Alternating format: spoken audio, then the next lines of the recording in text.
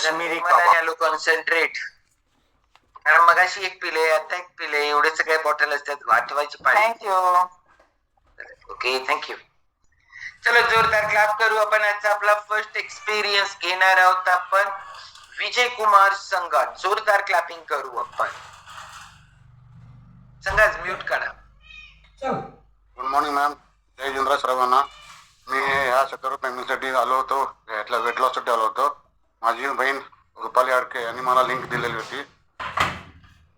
त्यासाठी मी आता भरपूर वजन कमी करण्यात भरपूर प्रयत्न केले होते मी, की बाबा काही 2-2 किलोमीटर चालायचं, लसूण आलं सगळं पाणी उकळून पेलेलं होतं, तरी पण कमी होत नव्हतं माझं. त्यामुळे मी एक दिवस काय केलं, असं माझे वडील एक्सपायर झाले 2021ला. त्यानंतर वेट भरपूर ऑर्डर केलं. मग बीपीचा त्रास चालू झाला माझा. बीपी त्रास चालू झाला. डॉक्टर म्हटले लहान तुला बीपी चालू होणार, काय करतो बघ. असंच एक रुपाल त्यालाच म्हटलं असं असं झालं बाई, काय करायचं. काय करून फक्त योगांची लिंक जॉईन कर आणि तर बघूया पुढे ज्यावेळी काय होईल ते होईल. पण जॉईन केलं. म्हणजे पहिल्यांदा सुरुवातीला शेट्टी सरांचा वर्ग घेतला मी. त्यात 5 किलो वजन कमी आलं. त्याच्यानंतर वेट लॉस वर्कआउट चालवलं आपलं 2021ला, सॉरी 2022ला, जानेवारी 2022ला वर्कआउट चालवलं. त्याच्यात लिंक हे केली. त्याच्यामुळं 10 किलो वेट लॉस झाला. टोटल आतापर्यंत 15 किलो वेट लॉस झालेला आहे. आणि या 70 फॅमिलीला जवळ 3 वर्ष आली माझी हेल्दी आणि हे आहे. परत कंबरदुखी त्रास होता. कंबरदुखी भरपूर त्रास, म्हणजे जिना चढला की कंबर दुखायचं.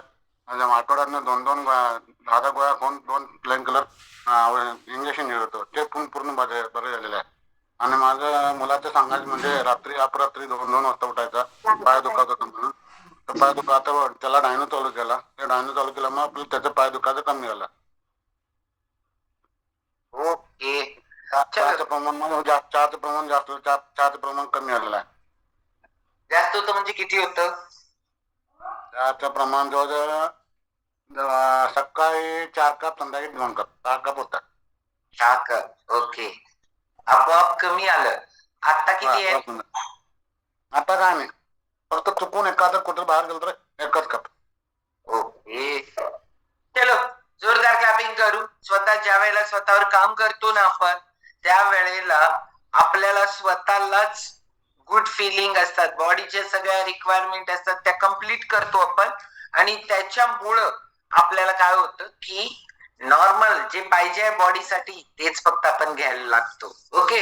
चलो जोरदार क्लॅप करू आपण विजय कुमार संघासाठी. आणि आता आपण जाणार आहोत, पहिला एक वेलकम करणार आहोत राहुल पाटील. जोरदार क्लॅपिंग करू आपण. राहुल सर, 27 फॅमिली मध्ये तुमचं सहर्ष स्वागत आहे. सगळेजण वेलकम करू शकता. Welcome sir. Welcome.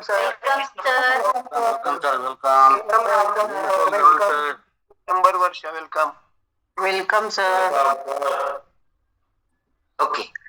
Rahul sir, नाव कुठून आहात, लिंक कुणाकडून मिळाली, का वाटलं स्वतःवर काम करावं, आणि आतापर्यंतचा काय एक्सपिरियन्स?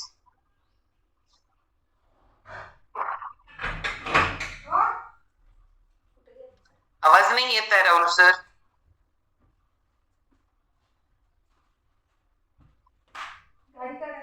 तुम्हाला कोणाला यायला लागलाय आवाज? नाही मॅडम, नाही येत नाही. हा ओके. बोला राहुल सर.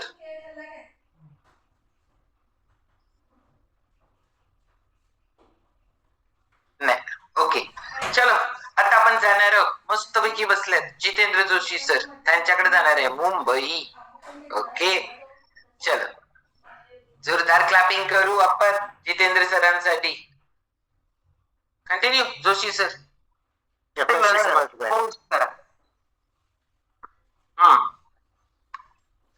शतशी सकाळ मॅडम, सगळ्यांना 27 सकाळ. मी जितेंद्र जोशी, मी व्यवसायाने वकील आहे. या 27 फॅमिलीला जॉईन होऊन जवळजवळ 2 वर्ष होऊन गेले. माझे मेंटॉर विजय कांबळे यांनी मला लिंक दिली. माझं वाढलेलं वजन आणि पोटाचा घेर आणि गुडघेदुखी या 2 समस्या होत्या. मी वेगवेगळ्या कामानिमित्त पोलीस स्टेशनला जायचो. तिथे विजय कांबळे सरांची माझी भेट झाली. कांबळे सरांना मी माझा प्रॉब्लेम सांगितला, मुख्यतः गुडघेदुखी आणि वाढलेलं वजन. सरांनी मला लिंक दिली, मी बरेच दिवस ऐकत होतो आणि नंतर सकल संतुलित आहार सुरू केला. सकल संतुलित आहार सुरू केल्यानंतर 1 महिन्यातच माझं जवळजवळ 8 किलो वजन कमी झालं. आज मी आयडल वजनावरच आहे. माझा कुठलाही प्रॉब्लेम नाही. पोटाचा घेरही माझा कमी झाला. वजन कमी झाल्यामुळे माझी गुडघेदुखी कमी झाली. आणि रक्तदाब कमी करा, BP वर. याच्यात जास्त मला फायदा माझा व्यवसायामध्ये झाला.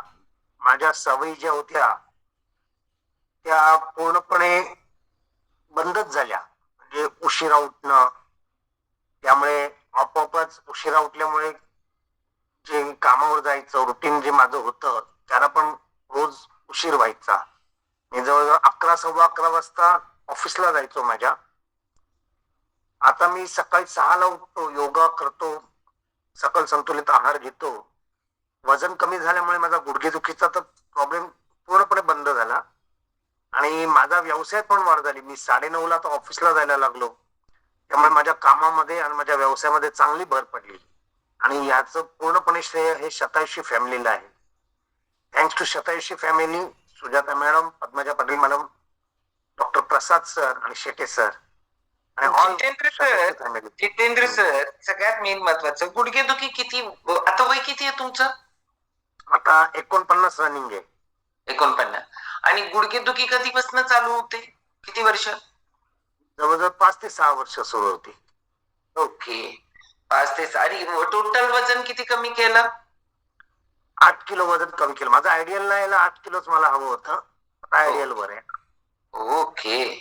हा, यांचा प्रॉब्लेम होता फक्त पोटाचा घेर जादा होता आणि ते एवढाच प्रॉब्लेम होता. आणि 8 किलो पण जादाच आहे ना, त्यामुळे होणारच प्रॉब्लेम.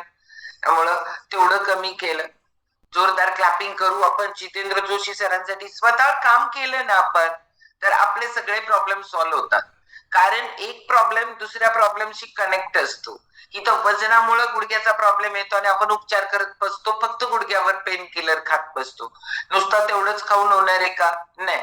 पण खरंच ऑर्थोपेडिकडे गेल्यानंतर पहिला सांगतात वजन कमी करा. पण आपल्याला ते कसं करायचं माहितीच नाही.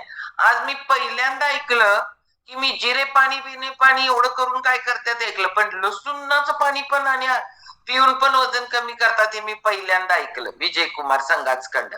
त्यामुळे लोक काय काय करून वजन कमी करायचा प्रयत्न करतात. डायजेशन ओके होऊ शकतं, त्याच्यामुळं काय प्रॉब्लेम्स येत असेल त्याच्यावर थोडाफार फरक पडू शकतो. पण ओव्हरऑल लाईफस्टाईल चेंज करायला पाहिजे, त्याच्याकडे सगळ्यांचाच फोकस कमी पडतो. इथं विजय सर, जितेंद्र सरांचं बघा की स्वतःवर काम केलं, बॉडी हलकी झाली, लाईफस्टाईल म्हणजे उठण्याची वेळ झोपण्याची वेळ मध्ये फरक झाला आणि त्यामुळे एनर्जी बूस्ट झाली. खरंच बिझनेस पण वाढतो. तुम्ही जिथं काम करता ना, तुम्ही म्हणाल मी बिझनेस करत नाही, मी जॉब करतो, जॉब मधली एफिशियन्सी वाढतीये. स्वतःची कार्यक्षमता ही फक्त स्वतःपुरतं मर्यादित नाहीये, ती देशाची संपत्ती आहे. त्यामुळे ती तर आपली कार्यक्षमता वाढली, आपलं काम वाढलं, केवढा फरक पडेल माहितीये का? उद्या करणारं काम आजच झालं सगळ्यांच्याकडनं तर किती आपली म्हणजे खरंच आपल्याकडे काय आहे हेच आपल्याला माहिती नाहीये. आपल्याकडे काय आहे ह्याच्याकडे बघायचा आपला दृष्टिकोन चेंज झाला ना तर मस्त पैकी हेल्थ पण मिळू शकतं. ओके, पक्षकारांना न्याय दिला मॅडम, त्यामुळे मी पक्षकारांना न्याय चांगल्या प्रकारे देऊ शकतो आता. नक्की नक्की वकील आहेत ना, त्यामुळं मला सांगा तारीख पे तारीख देण्याच्या ऐवजी जर खरंच निकाल दिला तर, कारण एखादं काहीतरी आहे कोर्टाची केस डोळ्यासमोर इमॅजिन करा आणि त्याच्यावर तारखा पडायला लागले, स्ट्रेस किती राहायला लागला डोकीवर, ताण अति राहतो, ह्याच्यामध्ये बॉडीची किती पडझड होते. त्यामुळे वेळच्या वेळी फटाफट त्यांनी काम करायला व्हायला लागलं ना. कारण लक्षात घ्या 11:30 डिस्चार्ज झालेली बॅटरी आणि 9:30 ही चार्ज झालेली बॅटरी. ज्यादा वेळ झोपलं, ज्यादा वेळची सुस्ती, ही रात्री बॅटरी चार्ज होऊन परत डिस्चार्ज व्हायला पाहिजे होत्या. मोबाईल किती वेळ चार्जिंग ठेवतो आपण, लगेच चार्जिंग झाल्या बॅटरीचं लाईफ कमी होईल म्हणून आपण काढतो आणि स्वतः मात्र लोळत पडून राहणे, आपली बॅटरी किती डिस्चार्ज होते माहितीये का? चलो जोरदार क्लॅपिंग करू आपण जितेंद्र जोशी सरांसाठी. आणि मला तिथे तुमच्याकडे उद्या येत आता. कारण का माहितीये काय, आजचा टॉपिकच लय क्लास आहे. आजचा टॉपिक कारण प्रत्येक गोष्ट आपण सलग 3 दिवस झाला असं बघायला लागलोय ना, आपल्या माइंडच सगळं चाललंय की लाईफ कडं. काल आपण परत हिंच पण गोष्ट ऐकली आणि त्याच्यामध्ये मुलाच्या शिक्षणाकडे बघण्याचा दृष्टिकोन. लाईफ कडे ना तुम्ही ज्या दृष्टिकोनातून बघता ना तसं तुम्हाला दिसतं. समोर निगेटिव्ह असेल आणि त्यातनं तुम्हाला पॉझिटिव्ह शोधता यायला पाहिजे. प्रत्येक गोष्टीकडं आपण कसं बघतो ना तसंच दिसतं. म्हणजे काय आहे की तुमच्या चष्म्याची काच काळी आहे का तर तुम्हाला ब्लॅक दिसणार, ती व्हाईट असेल तर तुम्हाला जरासं शुभ्र दिसणार. म्हणजे काय आहे की आपण समोर एक आपल्याला काहीतरी पडदा लावतो, त्याला म्हणतात दृष्टिकोन. आपल्याला लाईफ कडे आपला दृष्टिकोन काय पाहिजे ह्याच्यासाठी आजचे स्पीकर येणार आहेत. शशिकला पाटील ताई, जोरदार क्लॅपिंग करणार आहोत. शिक्षिका आहेत, योग शिक्षिका आहेत. मला लय भारी वाटतं, कारण काय माहितीये काय, ते शिक्षिका आहेतच, त्याचा काय प्रश्नच नाहीये, त्याची प्रॅक्टिस त्यांची किती वर्षानुवर्षाची आहे, पण योग शिक्षिका आहेत स्पेशली. आणि आपला ग्रुप सगळा योगाशी कनेक्ट आहे. त्यामुळं योगावाले मनावर खूप भारी बोलू शकतात, कारण योगा हे मानसशास्त्र आहे. आणि त्यामुळे जाऊ आपण आपला लाईफ कडे बघण्याचा दृष्टिकोन किंवा कुठल्याही गोष्टीकडे बघण्याचा दृष्टिकोन ह्याच्यासाठी जाणून घेणार आहोत आपण शशिकला ताईंसाठी. कंटिन्यू जोरदार क्लॅपिंग करू. आणि सुमित सर म्यूट टाका ऑल.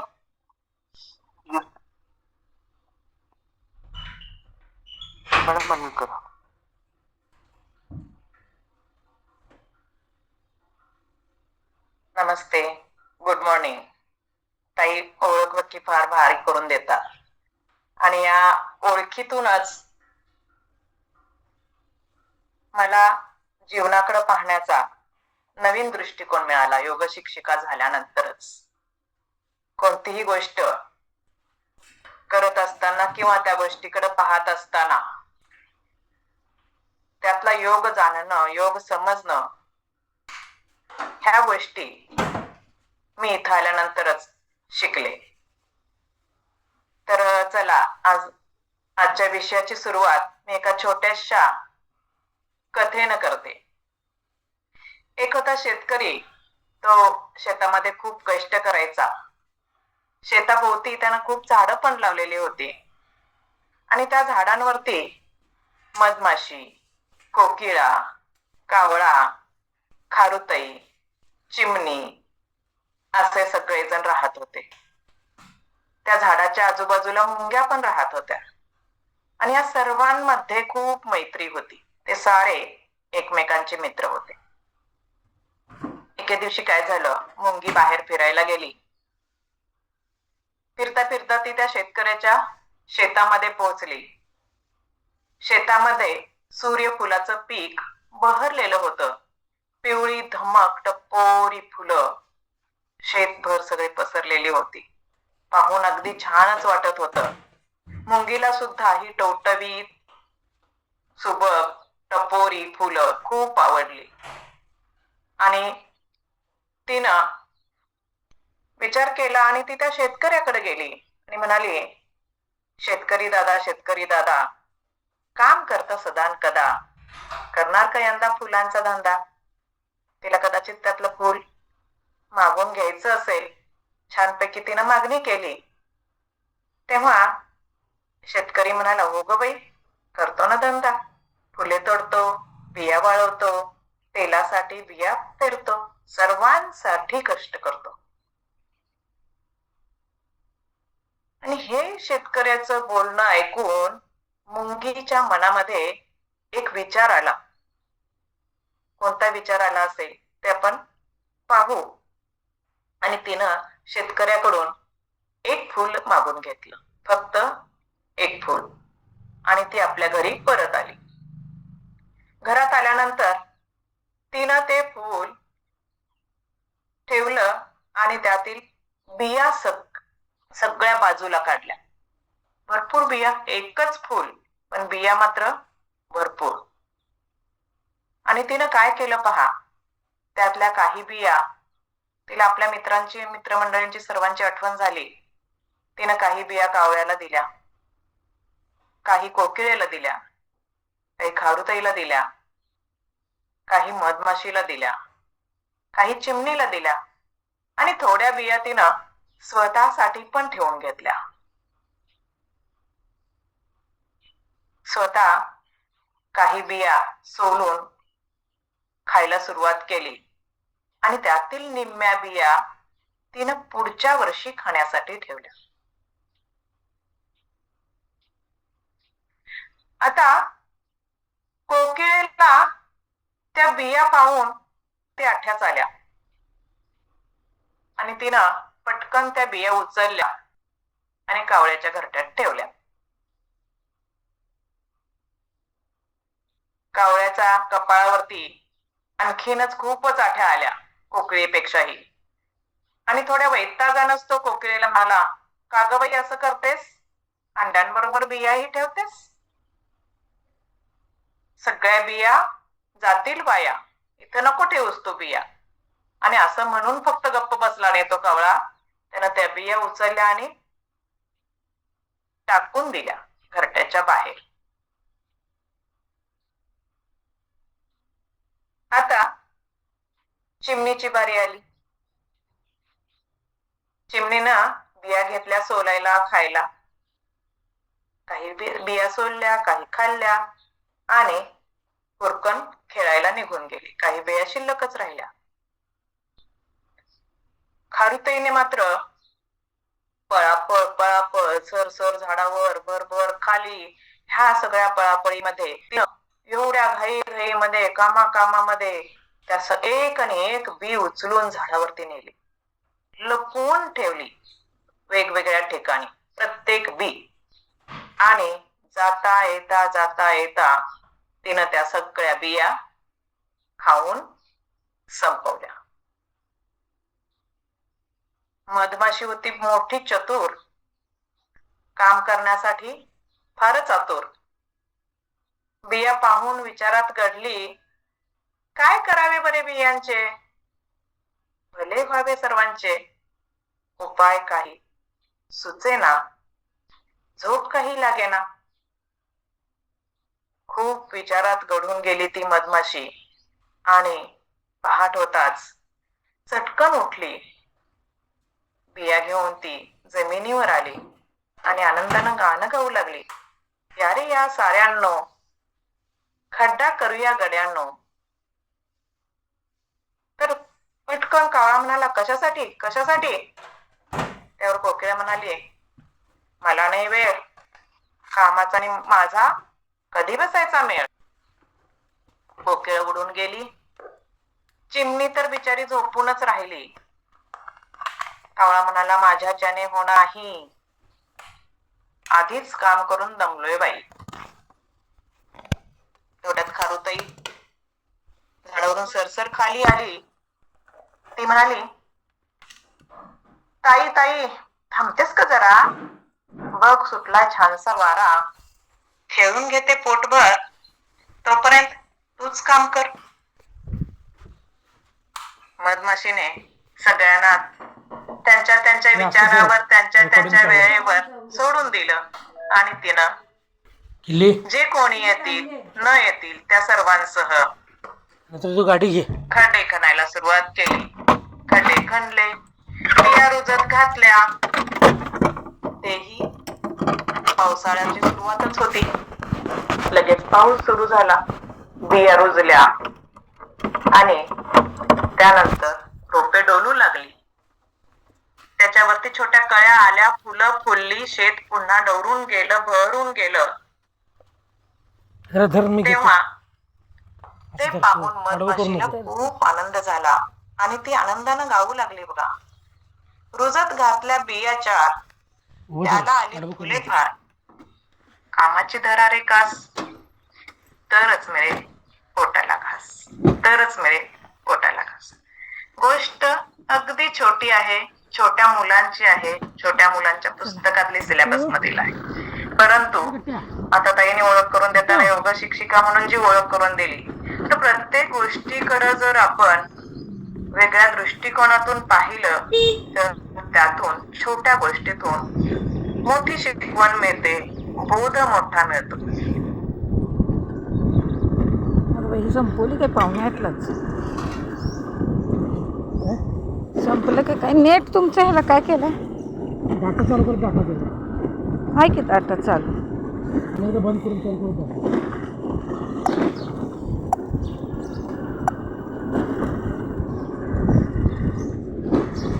काही जणांना, काही व्यक्तिमत्वांना त्या साच्यात घातलंही असेल, परंतु आहेत तसेही लोक आहेत आपल्या आजूबाजूला.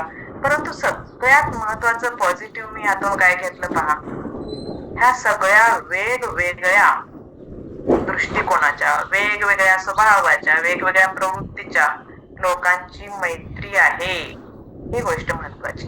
ते आपण सर्वांशी मैत्री करू शकतो आणि केली पाहिजे. मुंगी आहे बघा, मुंगीकडून काय शिकता येईल आपल्याला? त्याच्या मनामध्ये एक विचार आला, एवढंच वाक्य आलं त्या गोष्टीमध्ये, त्या कथेमध्ये. कोणता विचार? पॉझिटिव्हनेस. कोणत्याही गोष्टीकडं बघा, सकारात्मक विचार करा, विचार करा, ही महत्वाची शिकवण ही मुंगी देऊन जाते. आणि तिनं त्यातलं एक फूल नेलं, सगळ्यांना बिया वाटल्या, स्वतःसाठी पण बिया ठेवून घेतल्या. सगळ्याच बिया तिनं मी आणले म्हणून स्वतःसाठी घेतल्या नाहीत, स्वतः थोड्या खाल्ल्या, थोड्या पुढच्या वर्षीसाठी तिनं ठेवल्या. म्हणजे भविष्याची, काही काळापर्यंतची तजवीज करणे, गोल सेटिंग सुद्धा सध्याच आणि काही मुदतीपर्यंतच ते मुंगी शिकवून जाते. कावळ्याकडे पाहिल्यानंतर काय दिसतं पहा, बुद्धीचा वापर करत नाही, कोणतरी सांगतंय म्हणून करायचं. त्याला वर्षानुवर्षे अंडी घालतो, तो अंडी उगवतो, पिलांना जन्म देतो. त्याला माहित पण आहे की आपल्या घरट्यामध्ये कोकिळा तिची अंडी ठेवते आणि हा तिची अंडी उगवतो. माहित असून सुद्धा वारंवार ती चूक करतो.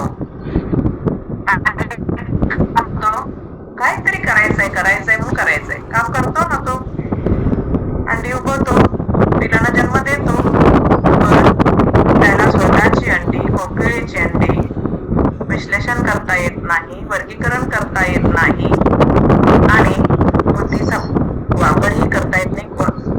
ते काम करतो, पण इतरांची अंडी उगवणं, इतरांचं काम करणं हे काही फार वाईट नाही आहे. संत जगासाठी काम करतात, तसं त्या विशाल दृष्टिकोनानंही कावळा काम करत नाही, निर्बुद्धपणे करतो. ही शिकवण कावळ्यासारखं आपण जगायचं नाही, ही शिकवण कावळा पण देतो. आणि मग त्या सवयीमुळं बिया ज्या दिल्या मुंगीनं कावळ्याला, कदाचित तो एक वेळचं पोट भरण्या इतक्या बिया तरी असतील त्या, तो खाऊ शकला असतो, वापर करू शकला असता किमान स्वतःसाठी. पण तो सदान कदा इतका वैतागलेला आहे की प्रत्येक काम दुसऱ्याच समजतो. त्यानं त्या बिया उचलून दिल्या, त्याला माहितीये सगळ्या बिया वाया जातील, मला देऊ नको असं तो स्पष्टच सांगतो, आणि टाकून दिल्या. तर कोणतीही गोष्ट निरुपयोगी नसते, त्या गोष्टीकडं त्याचा उपयोग पाहून, समजून घेऊन त्याचा वापर करणे स्वतःसाठी, किमान स्वतःसाठी तरी, इतरांसाठी पण करता येतो. पण तो केला नाही तर मग आपण त्या कावळ्यासारखे होऊ. खारुताई पहा, एकदम स्वच्छंदी, सतत झाडावरनं खाली, खालून वर, छानपैकी छोटासा जीव आहे, सुंदर आहे, फिरत असते, उद्योगी दिसते. परंतु सगळ्या बिया तिनं नेल्या, लपवून पण ठेवल्या, फक्त स्वतःसाठीच खाल्ल्या. कामात आहे, स्वतःसाठीच बिया खाल्ल्या, वयात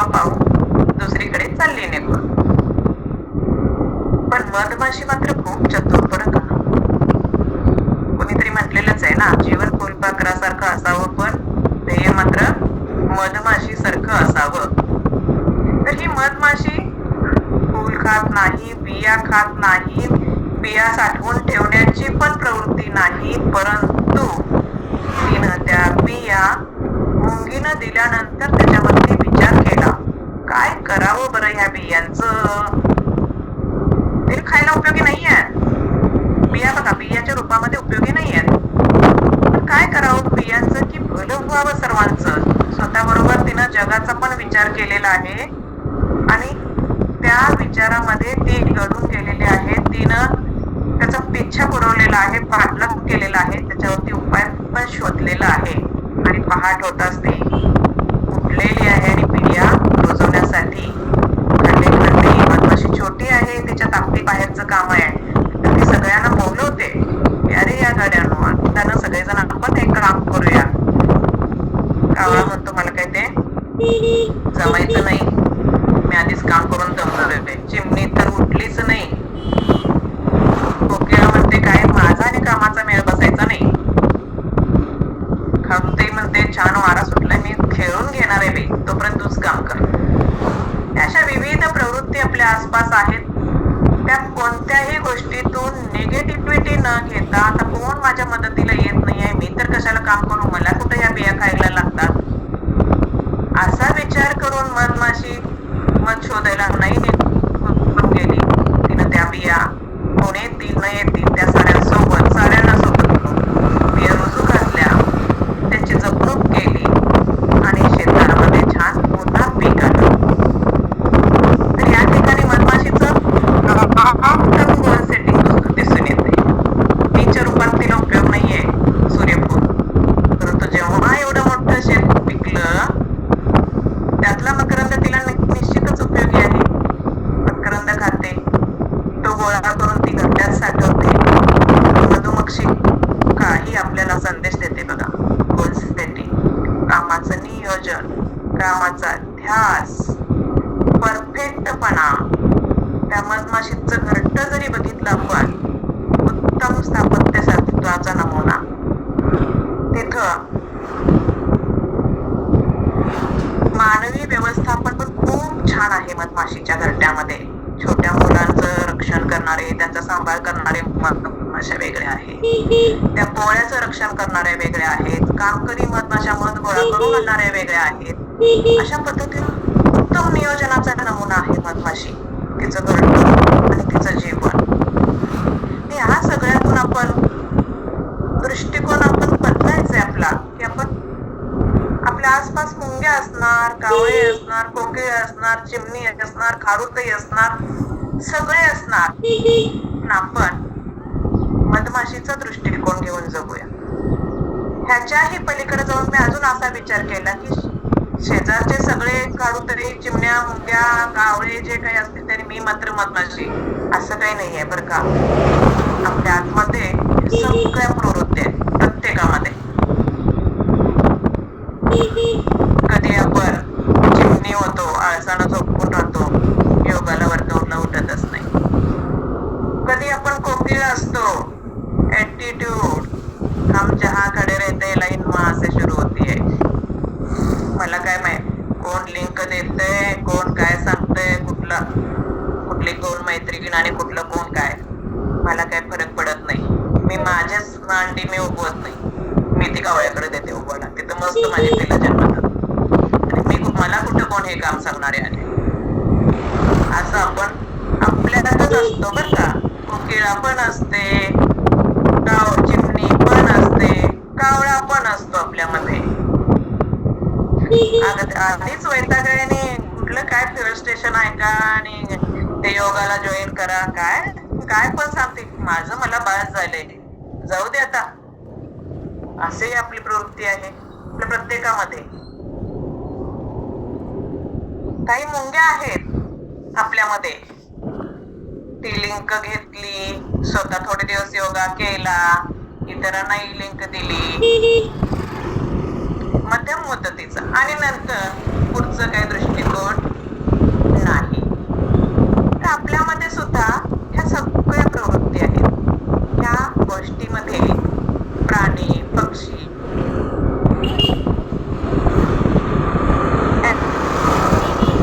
एक प्रवृत्ती म्हणून बघूया. आणि ह्या प्रवृत्ती आपल्यामध्ये